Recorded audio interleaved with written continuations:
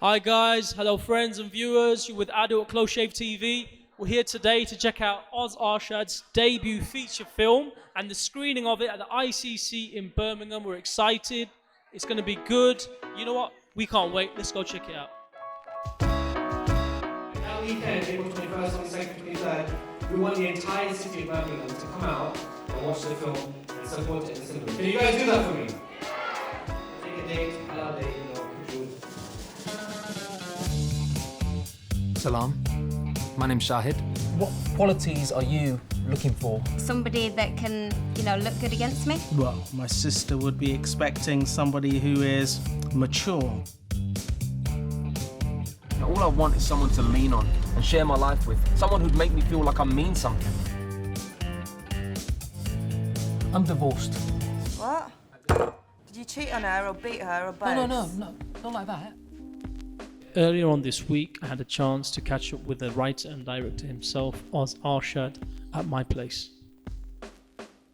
So, Oz, tell me, why did you make this movie and how did it come about? It came about because Sol Harris, who was the producer, and myself, we were hired by BMTV. BMTV, British Muslim TV. British Muslim TV, yeah, who were based in Wakefield. Mm-hmm. They wanted to do a Muslim-centric rom-com. The objective of that rom-com was to take it on a UK charity. So they had some parameters as well that they gave us. They said you've got the freedom to explore whatever story you want. You can tell it how you want, but you've got to stick within these parameters, which are quite big parameters. It's got to appeal to a Muslim family audience who are liberal all the way through to conservative. So they wanted to get a wide range of people in that. Right. They also wanted to include somewhere in the storyline. They had a Muslim talent show. A Muslim talent show. Okay. So I think they floated the idea that they wanted to have a talent show on the channel somewhere. Okay. I think they wanted to cross market or something like that, so they were keen on including that. Okay. And they also wanted to focus the story on the non-physical side of the characters' relationship. How did you achieve that in a rom-com? Because it has resonance with like Bollywood movies back in the 80s, 70s, 90s. I think I just focused on just those two, on both the characters. It wasn't, to be honest with you, it was a nice challenge. It wasn't like, I wanted them to kiss, I wanted them to have a snog behind the trees or whatever, like in Bollywood films, you don't see it. Yeah. I didn't want it to be like that, and I quite liked that wasn't in there. Quite unconventional in that way. That's why I liked the challenge. It was really difficult at times. Okay. To meet those parameters, but it was a good challenge. It'd be good to meet someone different, Mum. Instead of these local, narrow-minded girls with their riff-raff frame of mind. I'm Fatimah Mia, and simple things satisfy my complicated heart. Oh, you look like you've done every celebrity diet on the planet. I feel like an advert giving hope to overweight men on Weight Watchers. Or on crack. No. The film was shot primarily in Manchester, right? Yeah. Was there any significance to that, shooting it up north? I think up north communities are really small. People who live in communities up north, it's a very small world. You can, and actually, it's probably similar to the way that the worlds were depicted in East is East. Yeah, it was a really small world. Even I guess in Bennett like Beckham, it was a really small world in East is East. It was that street and that was it, and that area.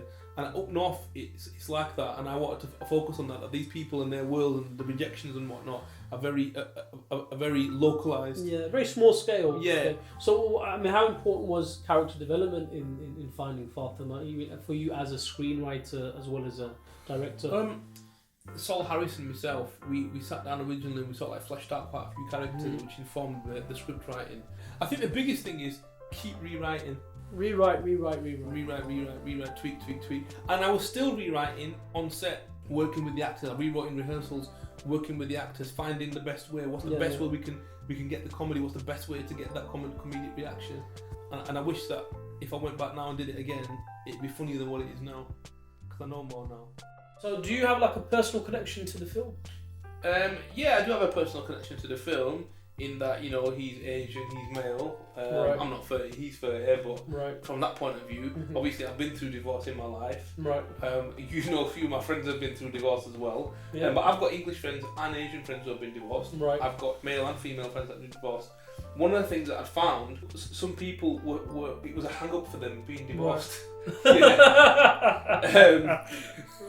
For ages, it's a hang-up. It's a problem. It's all a mindset. They can't get over it.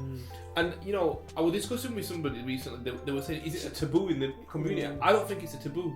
I think that the community accepts that divorce is part of, you know, the time that we're living in 2017, but they don't accept the divorcee. Yeah, I mean it's like a death in the family, right? And unfortunately, a lot of them kind of get ostracised from a community in a very harsh and unfair manner.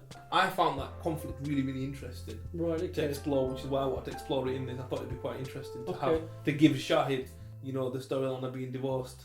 And having an ex-wife and whatnot. Again, it's about the cultural baggages and kind of fighting off those shackles, right? Yeah, but I think as a community, I think Asians have moved on massively. Yeah. You know, it's very different in 2017. But it's funny that the community are so advanced, yet these sort of like old school traditions that are still holding people back, and people have got this mentality. And the interesting thing is that the millennials, you know, that generation, they've sort of like passed it down, and they're using it. Yeah, it's kind of culturally inherited, right? Yeah, it's sort of like just being, you know what, son, you've done really, really well. Can I pass you this this primitive idea? You run with it through your life. You know, we're all humans, aren't we? Yeah. We make mistakes. We've got a good side. We've got a bad side. You know. So, that's my line.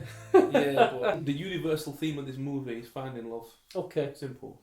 And these two characters happen to be Muslim. And what interests me is that, you know, it's two characters that are Muslim, and that's something that I've not seen before. Yeah. Whether I've achieved it, that's the viewer that decides. Well, yeah, hopefully I'll get to see that soon. Yeah. You don't strike me as someone who's driven by pride and ego. You're smart, intelligent, and above all, honest. Did you know that I'm div? Did I know that you're what, a div? Yeah, I figured. There's something hidden behind those eyes. You're hiding something. And whilst all these emotions were going around in my head, something occurred to me. I have no one who I can share any of this with. I am putting myself out there, and maybe I'll find you. So what was your favourite part of the film? Oh gosh, I think the humor and the interaction, and just seeing I think the Muslim community poke fun at themselves, but you know, at the same time having fun. It gives a lot of people an insight into the Muslim community today. Yeah. Okay. I really enjoyed it. I didn't know it was a British-made film first. Okay. I thought it was American. It's got a bit of an American look to it. The thing is, there's nothing about terrorism, nothing of that sort, and that's probably what the good thing about it was. Kind of like Muslim oriented. Yeah. No, but that's it. It's about people, isn't it? It's about that interaction with people and people wanting to find love. People don't seem to think that Muslims need that, and how they do that online as well. Yeah. I really enjoyed it. I think it's kind of about time we see something like this. I think what I found really interesting is at the beginning, Bilal, someone said that it's not about extremism, it's not about terrorism, it's not about something. And that's the type of movies that we're normally kind of used to when we try and kind of talk about the Muslim community. So it was a nice change. The thing I really liked about it is that you didn't see them as Muslims, you didn't see the hijab. It's just a story, like they said at the beginning. It is just a story about individuals, and then it's nice to see our community portrayed in ways that don't fit the normal stereotype that we see. It's funny you said that, because I actually felt exactly the same thing about half an hour in. Whereas you kind of look past the whole identity thing, and it's like another story, right? It's just a story. It's a family. They're struggling with things. They're real issues that we face. I think we need to get the image out there, the message out there. You know, we're living, we're breathing, and you know, we're part of the community, and we've got so much we can give back. And we need to be in every facet of society, and we're not there. We're not represented at all. Okay, so Oz, first I'd like to say congratulations. Thank you. It was a debut screening in Birmingham with the ICC. How do you feel? Yeah, I feel good. I think that the audience were quite receptive, and you know, I heard them laughing, and that's a good sign when you walk in and hear people laughing. I didn't watch it from the beginning, because obviously I don't want to watch it for the 80th time. Yeah. But I came in at the end and they were laughing towards the end, which was nice. How do you think the film's going to actually perform nationally? We've been quite fortunate in the sense of, well, not fortunate, it's pure stroke of luck that we've managed to get more theatres than we actually originally planned to get. Okay. So those theatres are still coming through. So you know, it will be at quite a few of the big cities and the big cinemas there. I think that, you know, it's a film that was made in 13 months. It's a film that was specifically for a Muslim-centric audience, a family audience. like I've said before, and you know, with all this, and it's a micro budget film. Honestly, there's not much money in it that we put into it. But I think with all its imperfections, I think what this film has got, it's got heart, and I think it's warm. Okay. And I think that's why the audience liked it, because there is a strong dramatic narrative throughout it, and I think that's what people will like. So I think that hopefully people who watch it, and they watch it, they'll see that it's British, and they'll see that it's got a heart, and they'll hopefully think it's warm as well. Okay, cool. That's you know what, I enjoy myself, and I'm hoping to see another screening very soon of your next movie. Can you tell us when that's going to be? Not sure yet. We'll just have to see what happens. Oh, great! I love it. Okay, stay tuned. CloseShave TV, and he's just walked right in front of the camera. Clearly, he knows what he's doing. Appreciate that, sir. No problem. You gotta do your job. It's all right. No, it's all right. It's cool. It's natural. It's all right. Just give me 1 second, sir, if you don't mind. Yeah, that's what. Another episode of CloseShave TV. Stay tuned. Definitely.